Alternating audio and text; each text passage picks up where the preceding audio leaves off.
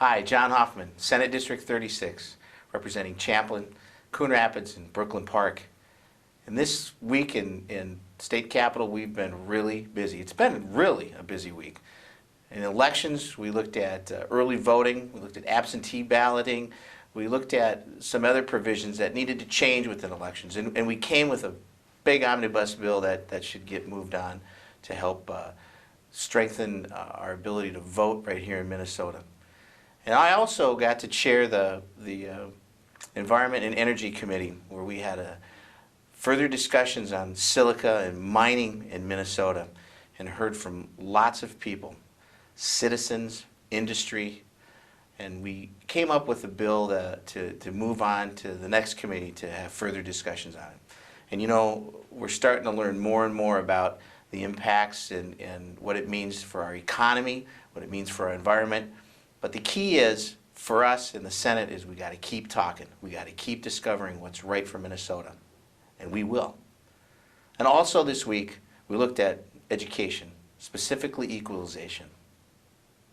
And in equalization, we had 3 bills presented this morning in the Tax Committee. Within the Tax Committee, equalization looks at that piece of property tax relief for those that live in property poor districts. One thing about property poor districts, there are over 100 senators and legislators now in the Senate and in the legislature here in Minnesota that come from property poor districts. And I'll explain a property poor district. If you take a house value, let's say we live in Champlin, and the house value is $100,000.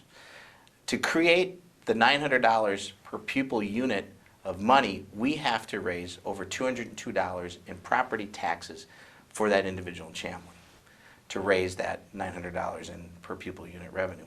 If you had the same house in Orono, to raise this $900, all you'd have to do would be taxed $70.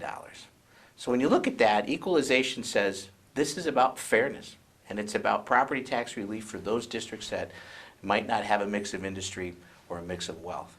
It shouldn't be the zip code that determines how a child gets an education.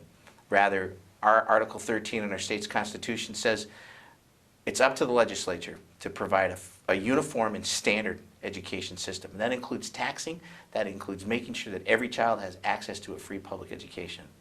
Stay tuned. I'm excited that that's going to keep going forward, and we're finally going to get some property tax relief within our local school districts, and we're going to make sure that a kid's a kid's a kid. Thank you.